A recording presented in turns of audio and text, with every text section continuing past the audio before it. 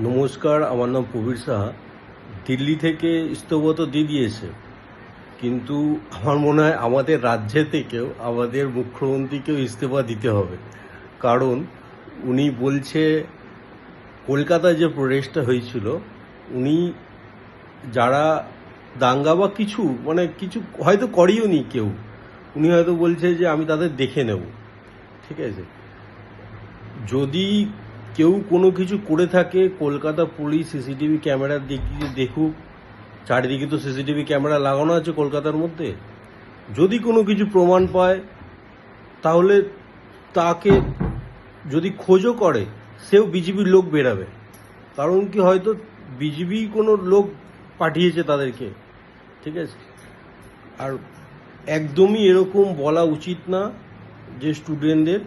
আর যদিও বা ভবিষ্যতে শুভেন্দু অধিকারীর কথায় কলকাতা পুলিশ কোনো অ্যাকশন নেয়, পুরো লালবাজার আমার মনে হয় ঘেরাও হবে, শান্তিপূর্ণভাবে আন্দোলন হবে, পুরো ইন্ডিয়া থেকে হয়তো লোক আসবে। ঠিক আছে, আর তারপর থেকে মোদির ফোনও মনে হয় চলে আসবে এই আপনার শুভেন্দু অধিকারীর কাছে। ঠিক আছে, তো এখন মোদি নিজেও বলছে যে রিলস বানাও ইনস্টাগ্রামে।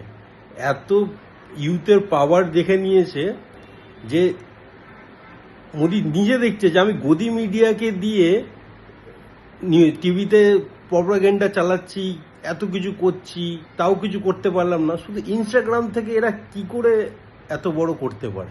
তাই মোদি নিজে এখন সব নিজের ক্যাবিনেট মিনিস্টার হোক বা মন্ত্রী হোক, যেই হোক, সবাইকে বলছে ইনস্টাগ্রামে আসো, রিল বানাও, তোমার কাজের রিল বানাও ইনস্টাগ্রামে। তো আমি এটাই শুভেন্দু অধিকারী বলতে চাই যে আপনি কোনো ভুল স্টেপ নিলে কলকাতা কোনো কেউ মানুষ, মানে এখন ইয়াং জেনারেশন বা যারা আছে, চুপ থাকবে না। আর আপনি যে বলছেন গুন্ডামো বন্ধ করবেন, এই করবেন, আপনি যে ভাষায় কথা বলেন, আমার মনে হয় আপনি গুন্ডামো করেন। তো আপনি বাংলা মানুষের কাছে ভালোভাবে সব কিছু করুন, কাজ করুন। ঠিক আছে, আর 4,000 EVM পুড়িয়ে সে তো সব জানে 4,000 EVM এর কী হয়েছে না হয়েছে। তো আপনি সঠিকভাবে কাজ করুন, সব ঠিক করুন, নাহলে হয়তো আপনাকেও সব কিছু প্যাক করে মেদিনীপুর হয়তো যেতে হবে। ঠিক আছে, ধন্যবাদ।